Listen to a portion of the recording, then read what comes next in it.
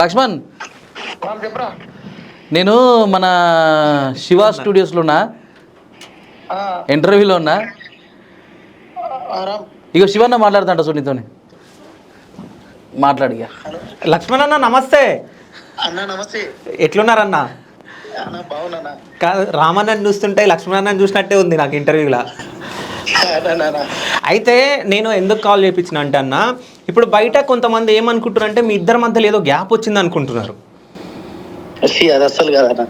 అంటే గ్యాప్ అడుగుతున్నారు కదా కొంతమంది, అంటే ఒక పాట దగ్గర మీరు పాట పాడడం అంటే రామన్నకు పాటీలే అని చెప్పేసి వీళ్ళిద్దరి మధ్యలో ఏదో గ్యాప్ వచ్చింది అనుకుంటారు కదా, వాళ్ళకి ఏం చెప్తారు మీరు?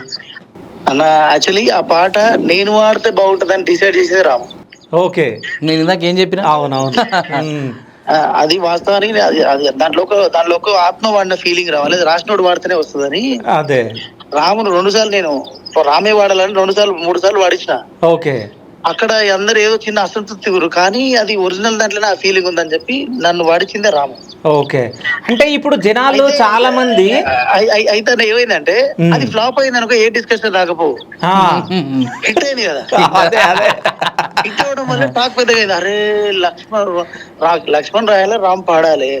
కానీ ఇదేంది, లక్ష్మణే వాడుకుంటుంటే ఇలా ఆల్రెడీ ఇలా పెళ్లిళ్ళు అయినాయి, ఇలా మధ్యలో గ్యాప్లు ఉన్నాయని ఒక టాక్ బయటకు వచ్చింది. అదే టాక్ బయటకు వచ్చింది, దానికి మీరు కూడా సమాధానం ఇవ్వాలి. మన ఇంటర్వ్యూ తోటి అది క్లోజ్ అవ్వాలన్నట్టు కాల్ చేసిన అన్న.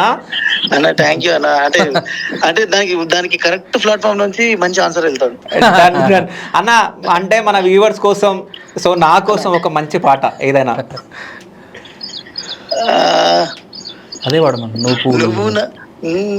నువ్వు నాకు కానరావే అని ఎవరి కంటబడకుండా నేను వెళ్ళిపోతున్ననే, నువ్వు నాతో మాట్లాడలేవే అని ఎవరితో మాట్లాడకుండా నేను వెళ్ళిపోతున్ననే, నువ్వు ఈ లోకంలో లేనేలేవే అని నేను ఈ లోకాన్ని వదిలేసిపోతున్ననే, నువ్వు పువ్వులు అల్లుకొని పోతున్నవే అత్తగారింటికి, నే పువ్వులు చల్లుకొని పోతున్ననే కాలే కాటికి.